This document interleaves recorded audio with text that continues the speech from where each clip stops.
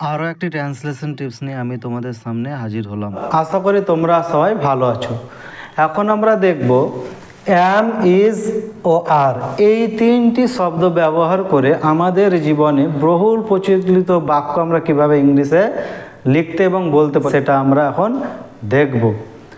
তো চলো শুরু করি। অ্যাম, ইজ, আর এই তিনটি শব্দই হওয়া অর্থে ব্যবহৃত হয়। টু বি অর্থাৎ আমরা কোনো কিছু টু ডেসক্রাইব সামথিং অর সামান কোনো বস্তু বা ব্যক্তির বর্ণনা দেওয়ার ক্ষেত্রে আমরা অ্যাম ইজ ব্যবহার করি। তো আমরা সেটাই দেখব যে এই অ্যাম ইজ ব্যবহার করে আমরা কিভাবে কোনো জিনিসের বর্ণনা দিতে পারি।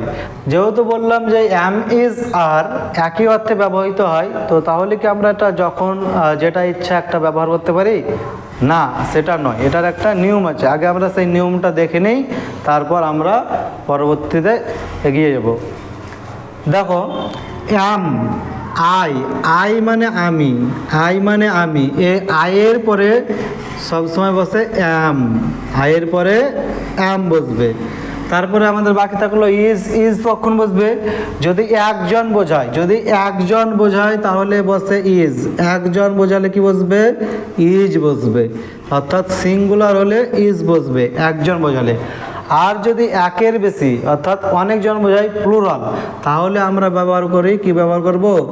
আর ব্যবহার করব। একের বেশি হলে আমরা কি ব্যবহার করব? আর। একের বেশি হলে আমরা ব্যবহার করব আর। এছাড়াও আর একটা জিনিস মনে রাখো, এখানে যে একটা শব্দ আছে you, Y O U, you মানে একটা অর্থ হয় তুমি, একটা অর্থ হয় তুমি, অর্থাৎ একজনকে বোঝায়। তুমি মানে কয়জন? একজন। তাহলে ইউ এর একটা অর্থ হয় তুমি, একজন। আর ইউ এর আর একটা অর্থ হয় তোমরা। কি হয়? তোমরা মানে একের বেশি, একাধিক। তোমরা বলতে কি হলো? একের বেশি, অর্থাৎ একাধিক জনকে বোঝায়। তাহলে ইউ এর অর্থ তুমি হোক অথবা তোমরা হোক, একজন বোঝাক বা একের বেশি বোঝাক, ইয়ের পরে সবসময় হবে আর হবে। কি হবে? আর। অ্যাম, ইজ, আর দিয়ে আমরা এখন মূলত দুটি জিনিস দেখব। কি দেখব? একটা যে আমরা কোনো জিনিসের অবস্থা বোঝাবো কিভাবে, কোনো জিনিসের অবস্থা, অবস্থা বোঝাতে আমরা কি ব্যবহার করি? অ্যাম, ইজ, আর।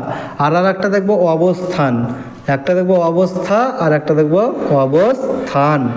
এই দুটো জিনিস আমরা কিভাবে অ্যাম, ইজ, আর এর মাধ্যমে বোঝাতে পারি সেটা দেখব। তো চলো আমরা কিছু উদাহরণ নিই। আমাদের প্রথম উদাহরণ হচ্ছে আমিনা একজন ছাত্রী।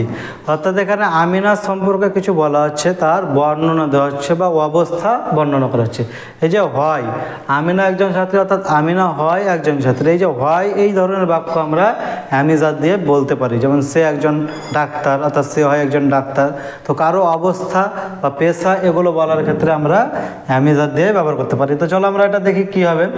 তো আমিনা একজন ছাত্রী, তো প্রথমে আমাদের হবে আমিনা, আমিনা সম্পর্কে বলছে, অর্থাৎ আমিনা হচ্ছে সাবজেক্ট। আমিনা, তারপরে কি? দেখো আমিনার পরে বলো তো অ্যাম হবে না ইজ হবে না আর হবে? দেখো আয়ের পরে অ্যাম হয়, তো এটা তো আই নয়, তাহলে হলো না। হ্যাঁ, আমিনা একজন, একজনের পরে ইজ হয়, তো আমিনা কজন? আমিনা একজন, আমিনার পরে হবে ইজ। আমিনা ইজ মানে আমিনা হয় বা হলো কি একজন, একজনের জন্য আমরা বলেছিলাম আ বা অ্যান। তো যেহেতু ছাত্রের ইংরেজি স্টুডেন্ট, এস দিয়ে শুরু কনসোনেন্ট, তাহলে এখানে হবে a. Amina is a student, Amina একজন ছাত্রী। এটা আমাদের হয়ে গেল। তো আরও একটা এক্সাম্পল দেখো, তারা গরিব। তাহলে এখানে তাদের কি করা হচ্ছে? অবস্থা বোঝানো হচ্ছে। তারা গরিব, তাহলে আমরা কী দিকে বাক্যটি করব? অ্যাম, ইজ, আর ব্যবহার করে। দেখো প্রথমে আছে তারা, তাদের সম্পর্কে বলা হচ্ছে, মানে হচ্ছে তারা সাবজেক্ট, তাহলে সাবজেক্ট সাধারণত প্রথমে আসে। তাহলে দে, তারার ইংরেজি কি? দে। ঠিক আছে, দে হলো।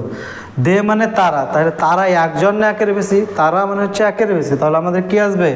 একজন হলে ইজ আসে, একের বেশি হলে কি আসবে? আর আসবে।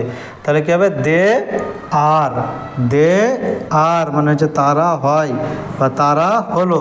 দে আর। এবার আমাদের কি আছে? গরিব, গরিবের ইংরেজি কি? পোর। দে আর পোর, তারা হয় গরিব বা তারা গরিব।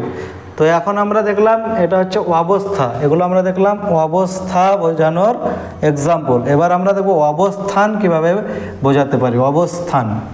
তো চলো আমরা অবস্থানের কয়েকটা উদাহরণ দেখি।